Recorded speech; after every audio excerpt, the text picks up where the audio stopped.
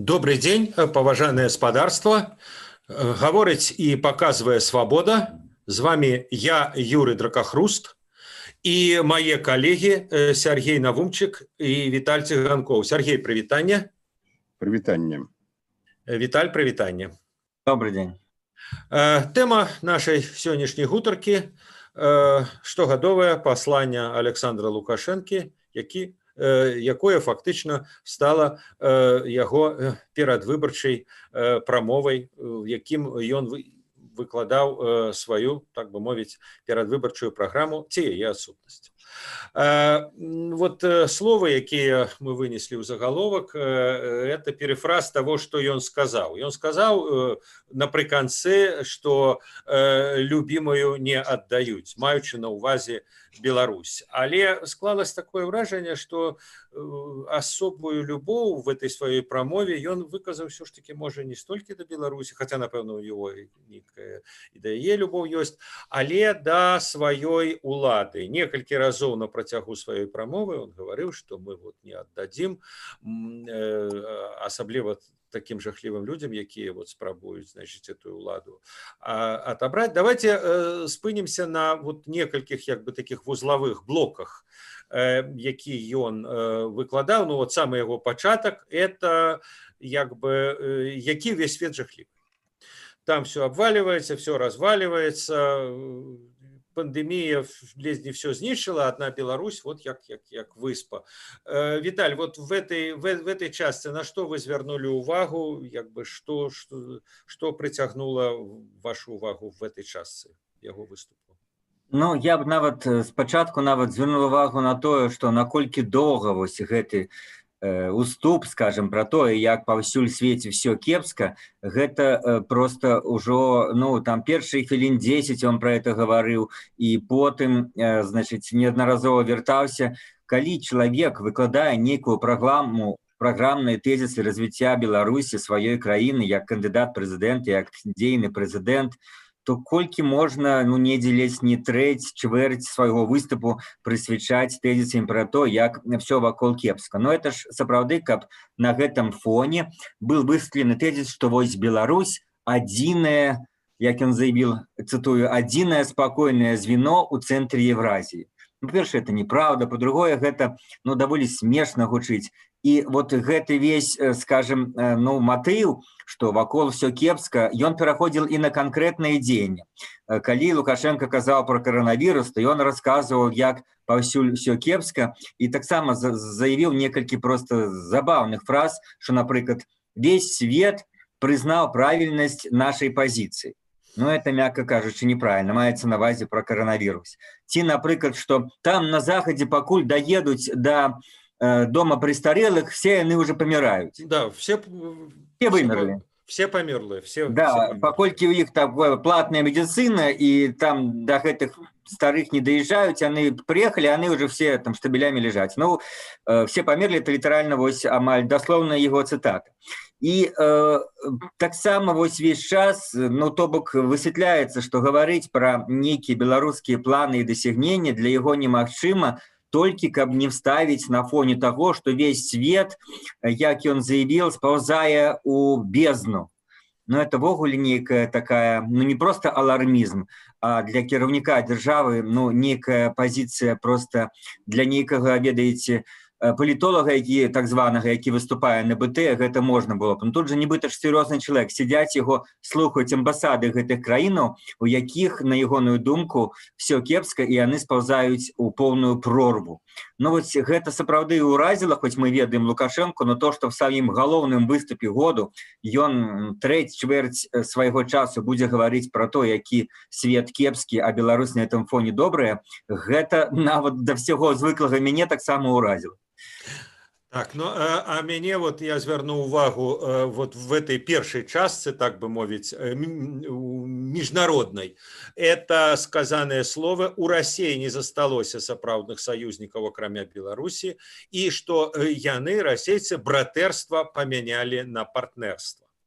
І яшчэ, дарэчы, цікава, прямая цытата са Сталіна: хто не сляпы, той бачыць. Я не ведаю, ці ён ведаў, я думаю, што ведаў. І я думаю, што это свядома было зроблена, это прямая цытата з адной з прамоваў Сталіна. Сергей, а вот цікавая вельмі як бы змена фактычна акцент, ну не просто акцентаў, змена падыходу. А оказывается, як той казаў, вы будете смеяться, но у нас была пандемия. Оказывается, была пандемия. Никакого психоза. Было сказано, что да, была пандемия, але что мы проигнорировали, как было сказано, шаблонные рекомендации Сусветной организации здоровья, докторов нават похвалил, Китай похвалил, зразумела, Китай, не Россия уже теперь хвалить. Ну вот то, что Виталь сказал про то, что як, значит, депутаты оборонили домы старых, бо на Заходе все, так сказать, все эти домы вымирают. Вот як вы оцениваете вот этот, насамрэч, поворот, куда делся психоз? Я только хочу одразу поправить, кто не слепой, тот видит, это не с промовы Сталина, а гэта з прамовы Лаўрэнція Берыі на пахаванні Сталіна. Ён 34 разы ужыў вось гэтую фразу на пахаванні. Ну, так, магчыма, да, так, не ведаю, в якой, так сказать, ступені это можна тут правесці паралелі. Ну, наконт пандэміі, тут, відаць, не ведаеце, сам Лукашенко тему падказалі, ягоныя спічрайтары, тыя, хто рыхтаваў гэтую прамову. Між іншым, яна зробленая даволі прафесійна. Яна робіць прафесійнае такое ўражанне, і яно б зрабіла б добрае ўражанне, калі б вось не ведаць... А не лірычныя адступленні самого Лукашэнкі, правда? Не, калі б не ведаць, што было перад гэтым за 26 гадоў. І што гэта гаворыць дзейны кіраўнік дзяржавы, а не нехта той, хто вось толькі зараз нейкі кіраўнік партыі, які прыйшоў змагацца за прэзідэнцтва. Дык вось, я вось так аналізаваў і падчас сваіх паездак у Беларусь, і тут у Празе, і прыйшоў да высновы, што гэты пераломны момант для Лукашэнкі, так страта вялізнай часткі, не скажу, што ўсяго, але вялізнай часткі ягонага электарата адбылася якраз у дні на піку пандэміі. І не таму, што нешта там было недароблена у медыцыне, штосьці, так сказаць, улада была не гатовая. Ніякія ўлады ў свеце не былі гатовыя да таго, што здарылася з гэтым каранавірусам. А вот з таго глумлення, з тых здзекаў, якія Лукашенко рабіў, якімі ён суправаджаў свае, так сказаць, словы, свае каментары наконт пандэміі. Можна уявіць сабе, людзі стаялі, так сказаць, каля бальніц, калі паміралі іх блізкія, вот, скажем, у Віцебску, ну, няма ніводнага чалавека, у каго б хто-небудзь з знаёмых там не памёр. Страшна абурыла Віцебску людзей, калі ён пасля смерці актора Дашкевіча проста абразіў яго. І гэта была першая ахвяра каранавіруса, і вось на гэтым фоне такія ён паводзіў сябе як блазан. Вот это вот вельмі моцна ударыла па ягоным аўтарытэтам, ці, скажем, па рэштках ягонага аўтарытэту. І, відаць, вось гэта было улічна, і таму ён пастараўся неяк, так сказаць, змазаць гэтае ўражанне. У якой ступені гэта яму ўдалося, цяжка сказаць, бо все ж таки вот людзі гэта памятаюць. І калі вот зараз паглядзець на нават стрымы Радыё Свабода, на інтэрв'ю, якія бяруць нашы калегі у людзей у Менску, не толькі ў Менску, дык гэта вось тэма каранавіруса, стаўленне ўладаў да гэтага, яна, конечно, ідзе. Таму вось тут ён так увязаў гэта, ну, яму проста відаць, падказалі, што вельмі добрая, зручная, так сказаць, вот сітуацыя, весь гэты крызіс паказаць, як там падае у Нямецчыне, як там падае у Амерыцы эканоміка, ну, а вот Беларусь жа, так сказаць, таксама яна не ў ізаляцыі жыве. Вот і тут у нас упала. Але я думаю, што гэта яго ў плане аўтарытэта не ўратуе ніякім чынам у вачах вось тых, да каго не ў тых, хто былі ў зале сядзелі. Між іншым, сядзелі ўсе маўкліва, не пабачыў хоць хто-небудзь усміхнуўся. Вот было такое ўражанне, што вышаў чалавек абвяшчаць вайну. Что он вышел и сказал, что вот я президент, обвящаю войну, там, я не ведаю кому. И все сидят так понуро. Вот все они сидели понуро. Але вот не до гэтых людей, а до насельніцтва, я думаю, что это ему не дапаможа у тэме ягонага стаўлення да каранавіруса, як яно гучала ўсе апошнія месяцы. Ну і яшчэ даволі цікавы такі момант. Вот мы звярталі ўвагу, когда разбіралі выступ Ціхановскай по тэлебачанні, што яе выступ это была как бы завочная палеміка за Лукашенко. А гэтым разам фактычна значную частку выступу Лукашэнкі склала менавіта палеміка з апанентамі неназыванымі. Ён нікога не назваў імем. Ён, як заўжды, в сваім такім зневажлівым стылі, што вот это там няшчасныя дзяўчата, фанерныя кандыдаты, але в этом сэнсе он так канцэптуальна, причем як бы безумоўна утрыруючы, што яны хочуць выпусціць всіх зняволеных, яны хочуць распусціць паліцыю, прыватызаваць землю, ввести рынок земли, все разрезать, все як бы. Виталь, вот на ваш погляд, про что сведчыць? Здаецца, раней вот в подобных выступах ён не надаваў такой уваги своим оппонентам. Ён як бы вот ён великий, так бы мовіць, будаўнік, архитектор, ён будуе Беларусь, а там что-то такое дробненькое, а тут, ну да, пэўнае стаўленне да дробнасці вот этой альтэрнатывы ў яго было, але мне здаецца, в меншай ступені, чым раней. Цяпер ён як бы прымае всур'ёз, прыняў всур'ёз вот сваіх апанентаў.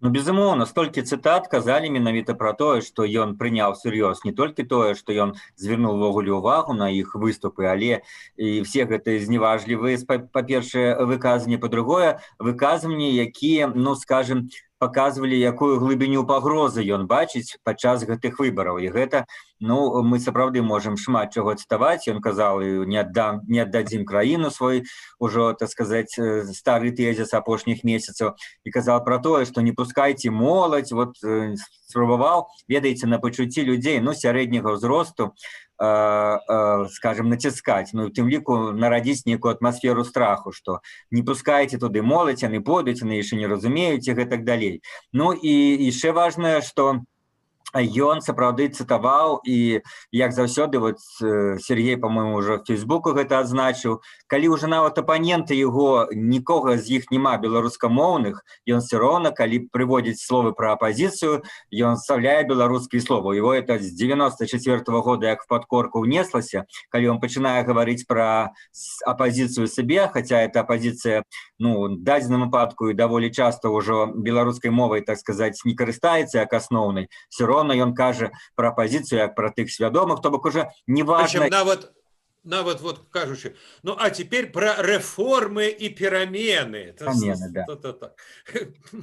То бок гэта для яго беларуская мова адразу гэта сведчанне нейкага, ну, радыкалізма, нейкай рэвалюцыі, нейкай апозіцыйнасці для сябе, хаця пры гэтым апошнія, ну, там 2-3 гады у нас спрачаюцца пра мяккую беларусізацыю, якую праводзіць яго ж міністэрства і ведомствы, там, і, напрыклад, яго мясцовыя ўлады, але пры гэтым сам Лукашенко як чалавек у гэтым сэнсе, безумоўна, не мяняецца і, напэўна, уже варта сказаць, што не зменіцца. Так вось гэта толькі один, так сказать, нейкі дробненькі, можа быць, а можа не дробны аргумент про беларускую мову, але в целом его просто выкликало, ну, некое, ну, я бы не стал уживать рэзкіх слов, шалёнства, ну, але такую эмацыйную, калі ён казаў пра апанентаў.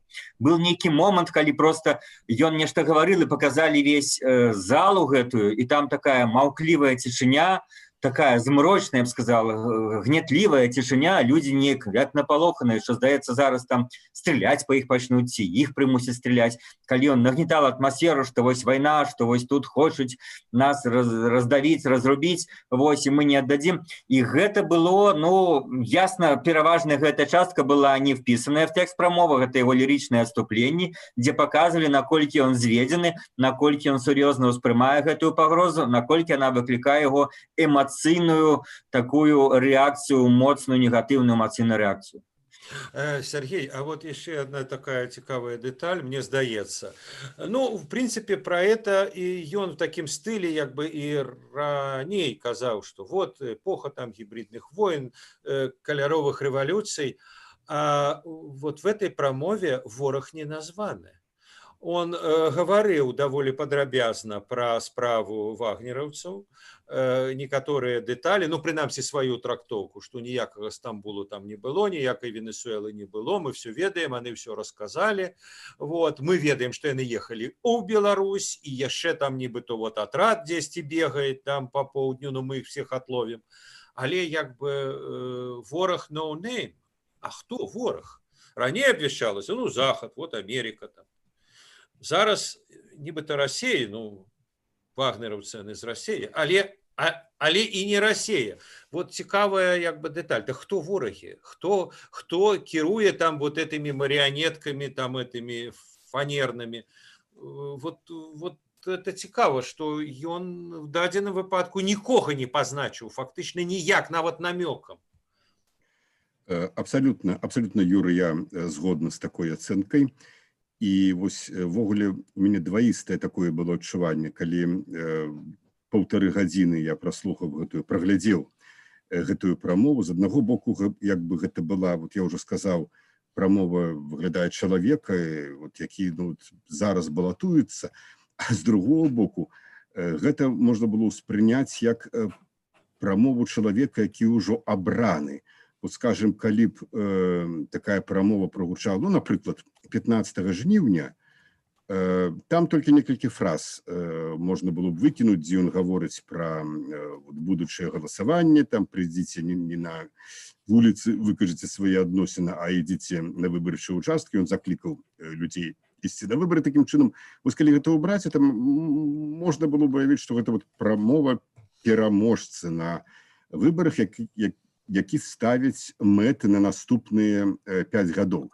Ён, між іншым, і ўжыў гэтае слова наступная пяцігодка і сказаў пра гэты всенародны сход чарговы, як абсолютно пра вызначанае ўжо, так сказаць, незалежна. Ён, конечно, не сумняецца, якая лічба будзе яму напісаная увечары пасля галасавання. А чаму ён не сказаў пра ворагаў? Я думаю, это вот у русле таго, чаму ні ён, ні папярэднія тыдні, той, хто глядзеў уважліва афіцыйна, ну, іншага у нас няма у Беларусі, дзяржаўнае тэлебачанне, як правіла, не пачулі прозвішча кандыдатаў у прэзідэнта, альтэрнатыўных, як ён сам іх называе, Лукашенко.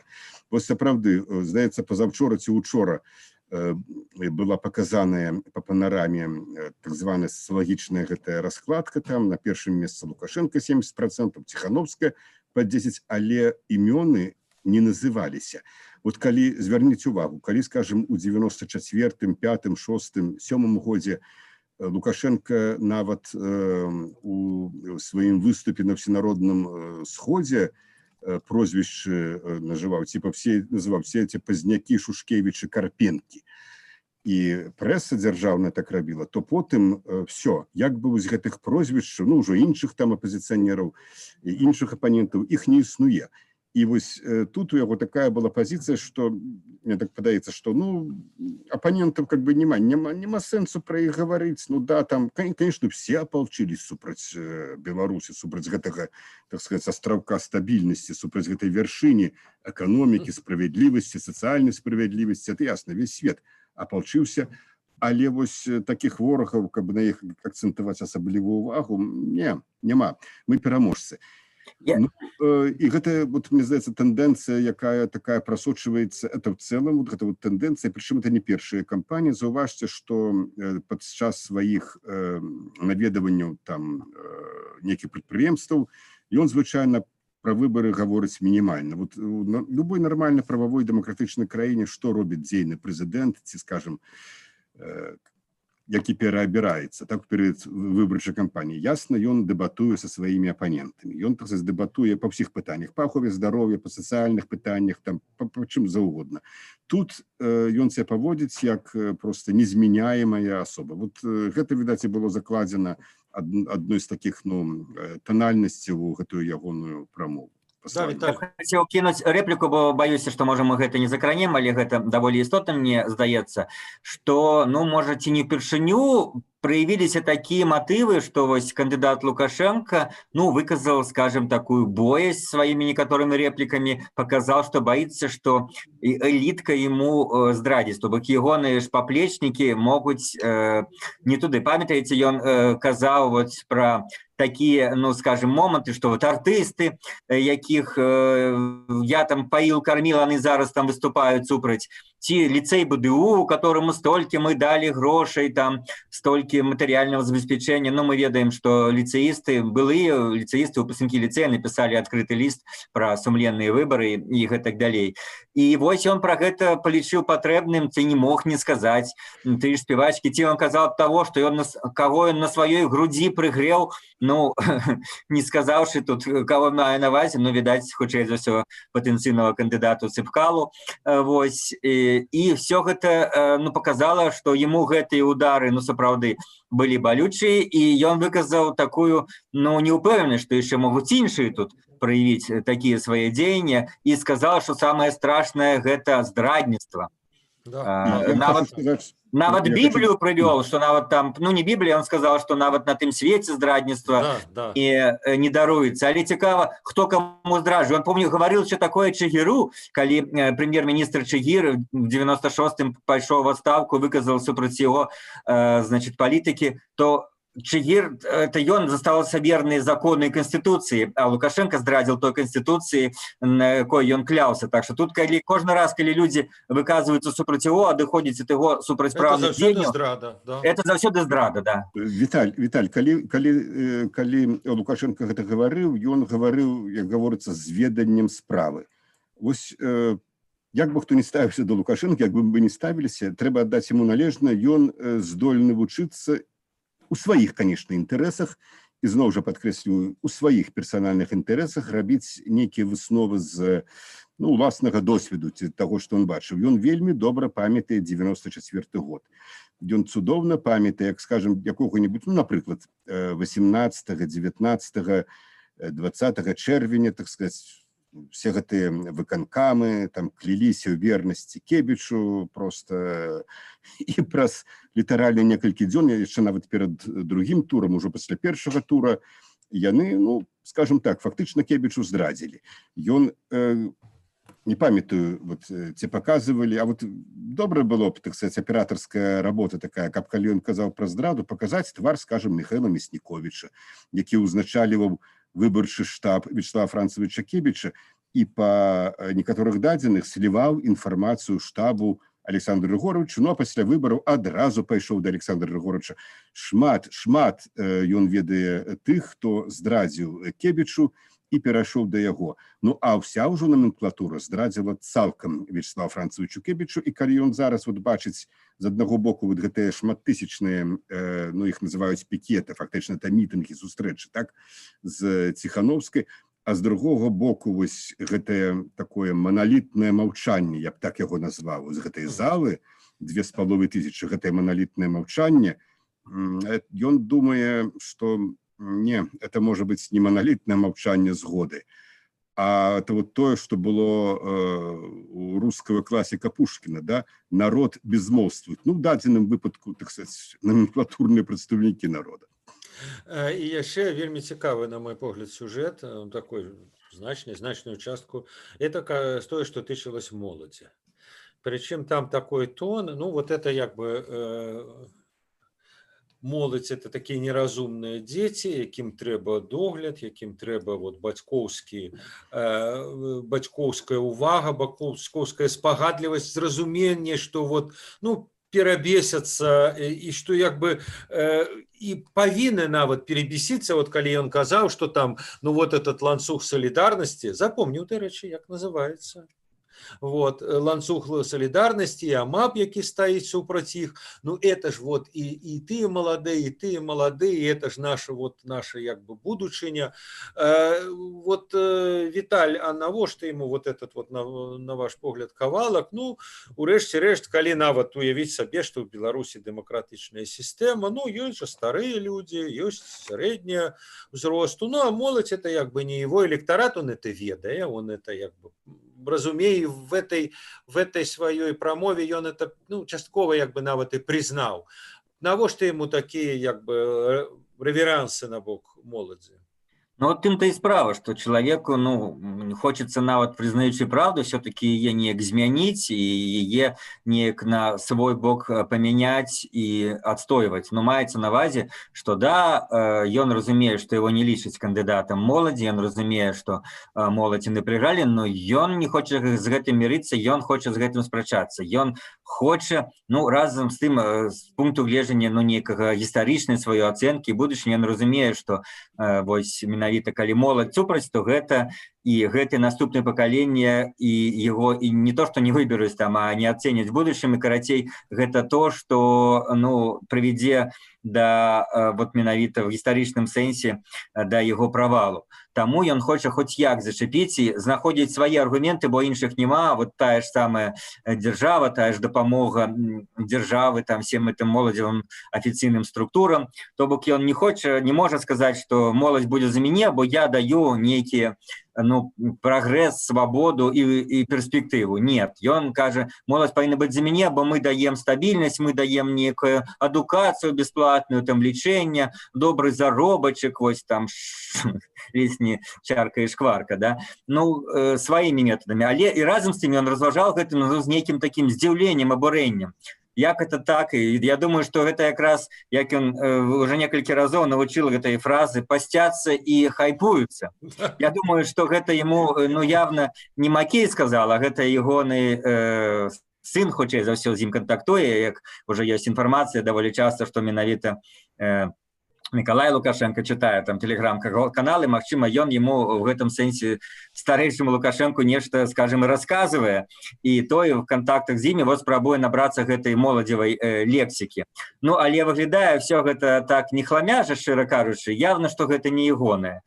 Вот калі ён кажа про культуру, ён шчыра прызнаецца, што я в культуры не разбіраюся, і гэта трэба даць належнае. Там, я не тэатрал, я там сімфанічную музыку не ведаю, да. А тут ён не хоча прызнацца, што я в моладзі не разбіраюся, ён палітык. І вось такія гэтыя дапускае гэтыя фразачкі, калі уже раз пяты паўтарае за гэтыя тыдні, пасцяцца і хайпуюцца. Вот вывучыла. Сергей, вот таксама такая цікавая дэталь, вот як кажу, як бы ворагі без імёнаў, і яшчэ цікавая сітуацыя з Канстытуцыяй.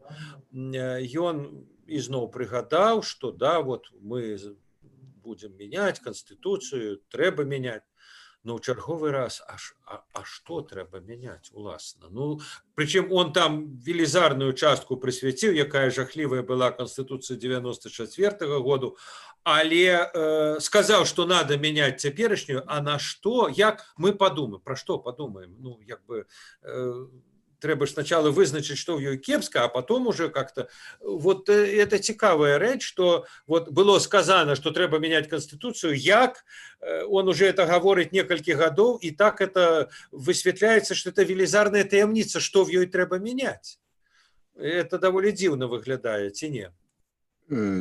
Я думаю, што ніхто, акрамя яго, можа быць, яшчэ двух-трох набліжаных да яго чалавек, не ведае вот адказу на гэтае пытанне. Мы і у дыскусіях у нашых неаднаразова гэтую тэму закраналі. Ну, напрыклад, вот год таму я пісаў, што па маім перакананні будзе вводзіцца нейкая пасада віцэ-прэзідэнта, значыць, што хутчэй за ўсё старэйшы сын Лукашенка будзе, напрыклад, абраны спікерам так званага парламента, і магчыма будзе абраны віцэ-прэзідэнтам, каб да яго прызвычаіліся больш як да публічнай асобы, а праз нейкі час ён саступіць месца вось Віктару Лукашенку.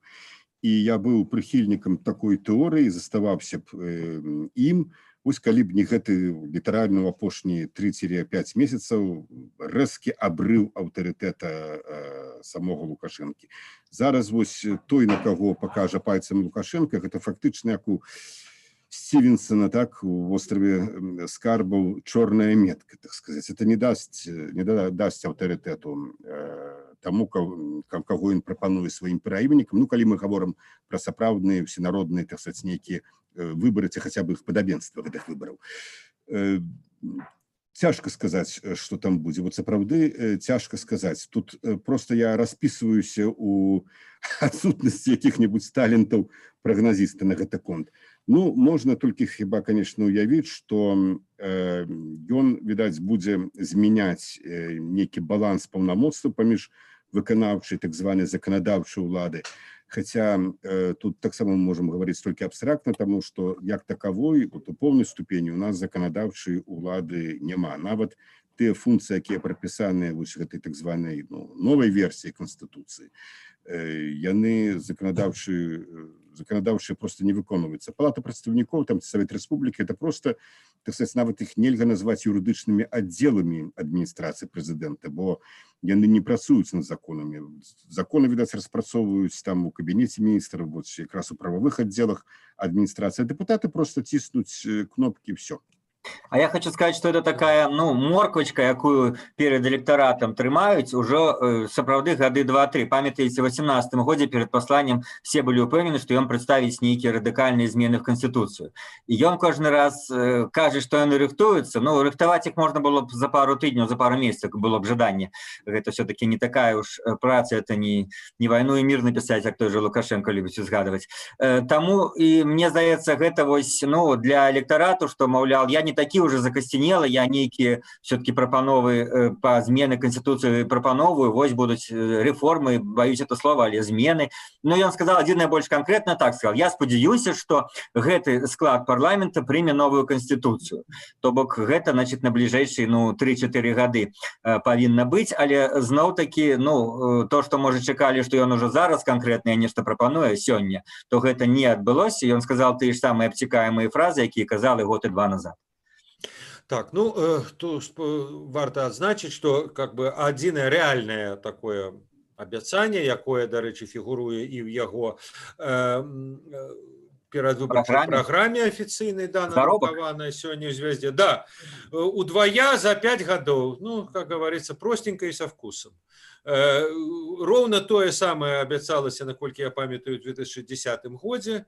Вот, прайшло тыя самыя гады, нават больш прайшло, ўжо 10 гадоў прайшло. За 10 гадоў заробак практычна на тым же самым узроўні, а зусім не ў 2 разы, але, ну, абяцаць ніколі не шкодна. І тут цікава, што ён як бы сваім апанентам закідае, што, маўляў, вот вы там горы абяцаеце, залатыя, там с верталёта будете сбрасывать грошы, маўляў, а оно все трудом же достаецца, працы хорошо, а удвая повысить заробак за 5 гадоў, это як бы як с вертолетом. Я скажу, да. И при тым, что там же, в гэтым же выступе были зусім іншыя лічбы, калі он казал, что мы адзіныя, хто не упал от пандемии, там на 20-30%, у нас всего там, ну, официальные данные, дарэчы, 1,7% падения.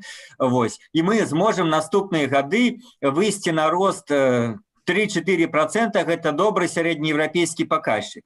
Ну, нават калі гэта, вот спытаем Романчука, он скажа немагчыма, і все скажуць немагчыма, ну, нават калі гэта магчыма, і гэта вот амаль фантастычнае дапушчэнне ажыццявіцца, 3-4% будзе каждый год, як за 5 гадоў заробак можа вырасці ў 2 разы. Гэта при самым аптымістычным развіцці падзеяў эканоміка за гэтыя 5 гадоў вырасце, ну, процентаў на 20-25. При гэтым нейкім чынам ён же в этой же прамове заявляе, что заробак вырасце 2 разы. Ну, адзіная моя версия, что ён не же сказал, в якой валюте. В рублях вырасце в 2 разы, а рубль упадзе в 4 разы. Вот он и будет заробак в рублях в 2 разы. Народ на этот конт уже жартуе в Фейсбуку. Да. Але ведаеце, у меня до вас вот такое пытанне, як і да людзей, які шмат гадоў яго ведаюць, ну і беларусаў таксама. Ну, а все ж таки, вот какое ўражанне, на ваш погляд, на людей это вот выступ зрабіў? Бо ён вельмі шмат выступаў на працягу этой кампаніі, але канцэптуальны выступ это менавіта гэты. Ён так какие-то асобныя ну як бы тэмы і па шчырасці вот так он так ніколі не завадзіўся вот на працягу этой кампании. А тут асабліва напрыканцы, вот когда это любимую не отдают, значит это самое, ну это так вот. Вот на ваш погляд, ці многія ў Беларусі подумают, что ну всядлейшее Лукашенко? Я думаю, іншы эфект, мне здаецца, хацелось бы адзначыць, які ён хацеў, не хацеў дасягнуць, але магчыма дасягне, это людзі, якія ну думалі, разважалі, ісці ці не ісці 9-10 на плошчу, і з тых, которые менавіта новыя палітычныя, скажем, актывісты, якія прыйшлі ў палітыку падчас гэтай выбарчай кампаніі, якія прыйшлі на мітынг на Бангалор Ціхановскі, і гэта был як беларускі Вудстак, і такая разняволеная спакойная атмасфера, то 9-10 гэта трошкі іншае. І многія людзі, паслухаўшы гэты, ну, скажем так, в нейкай ступені вельмі раз'юшаны выступ, гэтыя вочы, ну, гэтыя, скажем, тое, што весь час пот, што называецца, ручаямі ліўся, яны падумаюць, не, лепш я не пайду. Ёсць, напэўна, такі эфект будзе, паколькі, ну, это сапраўды было ўстрашаюча, што называецца. Гэта выглядала не проста гнітлівае ўражанне, а ўражанне, што ён сапраўды хоча напалохаць, як чалавек, вот забіты ў кут, як кажуць, пра пацука загнана в кут, які будзе кідацца і кусацца з усіх апошніх сіл. Вот, можа быць, такі эфект, не ведаю, ці Лукашенко хацеў дасягнуць, але вот менавіта ён не дасягнуў эфекта, што на бліжэйшыя гады ў Беларусі все будзе добра, калі Лукашенко застанецца. То бок, калі нейкія яшчэ былі, ну, людзі, якія сумняваліся, за каго яны, то наўряд ці гэты выступ в электаральным сэнсе схіліл іх на бок Лукашэнкі. Мне здаецца, хутчэй яны сапраўды неяк спалохаліся, што ён нейкі, ну, занадта рэзкі, занадта страшна ўсё гэта, але яны, можа быць, і спалохаюцца кудысьці пайсці, што называецца, адстойваць свае выбарчыя правы і адстойваць свае галасы. Вот у меня такое ўражанне. Ну, значит, он в пэўнай ступені дасягнуў сваіх мэтаў. Это только на версии, да. Да. Сергей, а ваше меркаванне, вот як бы все ж таки для палітыка, палітык это не акадэмік, палітык не навуковец, палітык павінен мець і дэманстраваць волю. Вот на ваш погляд, волю он продемонстраваў выбаршчыкам? Ну, як і Лукашенко, я читаю таксама телеграм-каналы, і мы все читаем, і мы бачылі, што ў апошнія дні ў телеграм-каналах пісалі шмат пра стан ягонага здароўя. Ну, я не ведаю, у якой ступені гэта адпавядае рэчаіснасці, так сказаць, ну, боже мой, чалавек можа проста прасквазіцца нават летам, і ў яго будуць соплі ліцца, так сказаць, вадападам. Тут я богулі не хацеў бы здароўя чыёсьці абмяркоўваць, але вот што я скажу. Вот ты, Юра, прыгадаў на пачатку Сталіна.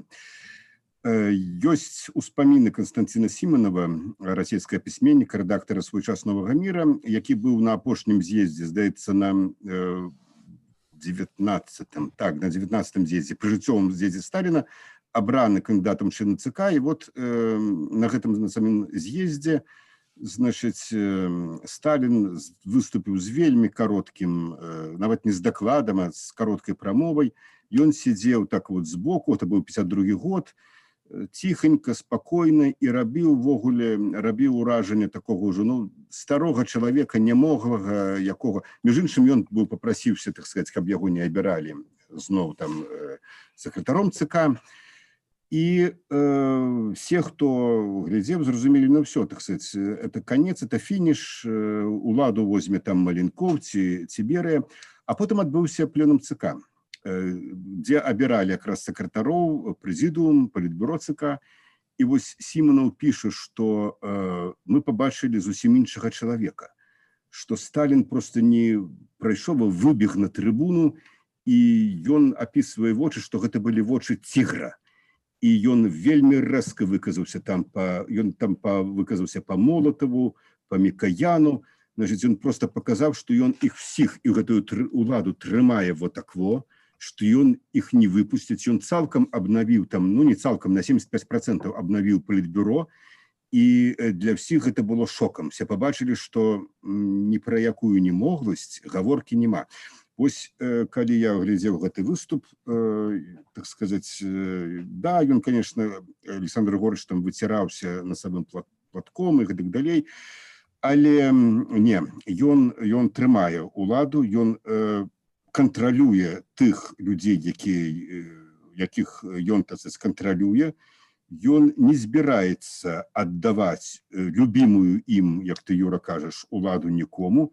І я думаю, што ён у стане за гэтую уладу пазмагацца. Адзінае, конечно, вельмі хацелася б, каб у гэтым змаганні не было ніякіх ахвяраў. Добра, дзякуй вялікі, дзякуй, Сергей, дзякуй, Віталь. Нагадаю, што сёння мы абмяркоўвалі штогадовае пасланне Александра Лукашэнкі, якое стала фактычна его перадвыбарчым, так бы мовіць, маніфестам. А за працягам падзеяў, за развіццём падзеяў глядзіце, сачыце на сайце Свабоды, swoboda.org. Да пабачэння. Всего доброго.